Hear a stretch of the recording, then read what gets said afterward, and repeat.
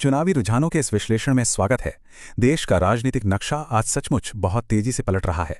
चलिए सीधे देखते हैं कि कैसे पूर्व और दक्षिण में ये बिल्कुल अप्रत्याशित वोटिंग पैटर्न सारे समीकरण बिगाड़ रहे हैं। सबसे पहले बात पूर्व की। असम में सत्ताधारी पार्टी अपनी पकड़ वाकई बहुत मजबूती से बनाए हुए है। कई मुश्किल समीकरणों के बावजूद रुझानों में 64 सीटों के साथ बीजेपी एकदम स्पष्ट बहुमत की तरफ बढ़ रही है। लगातार तीसरा कार्यकाल हासिल करना कोई छोटी बात नहीं है। ये यहां उनके जबरदस्त क्षेत्रीय दबदबे को साफ दिखाता है। अब बंगाल का रुख करते हैं। यहाँ के रुझान सच में एक बहुत बड़ा राजनीतिक भूकंप ला रहे हैं।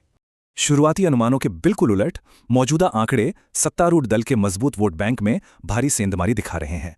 इस बड़े बदलाव का क्रेडिट शानदार प्लानिंग, मजबूत जमीनी संगठन और एक बेहद गहरी वैचारिक लड़ाई को जाता है। ये चमत्कार रातों रात नहीं हुआ। ये पूरे 10 सालों के फोकस और कड़ी संगठनात्मक मेहनत का सीधा नतीजा है। एक्सपर्ट्स बताते हैं कि सिर्फ 2 महीनों की तेज वैचारिक लड़ाई ने मतदाताओं का पूरा मूड ही पलट दिया। चलिए अब दक्षिण भारत चलते हैं। वहां भी राजनीतिक समीकरणों में एक नया और बेहद निर्णायक मोड़ दिख रहा है। ताज़ा रुझानों में केरल में यूडीएफ सरकार बनाती दिख रही है, जबकि पुडुचेरी में एनडीए अभी काफी आगे है।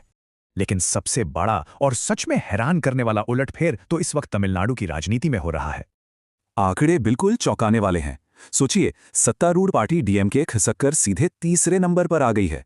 यहां सत्ता विरोधी लहर साफ दिख रही है। रुझानों में सरकार के लगभग सभी बड़े मंत्री बुरी तरह पीछे हैं। विजय की टीवी के पार्टी की शानदार एंट्री ने राज्य के पारंपरिक वोट बैंक के सारे समीकरणों को तोड़ दिया है। टीवीके का सत्ता विरोधी वोटों पर कब्जा दशकों पुराने द्विदलीय शासन के अंत का एक एकदम साफ संकेत है। हालात इतने संवेदनशील हैं कि राज्य पुलिस को फौरन विजय के घर के बाहर भारी सुरक्षा तैनात करनी पड़ी है। साफ है कि लोगों की धारणा में हुआ तेज बदलाव किसी भी पुराने राजनीतिक गढ़ को ध्वस्त कर सकता है।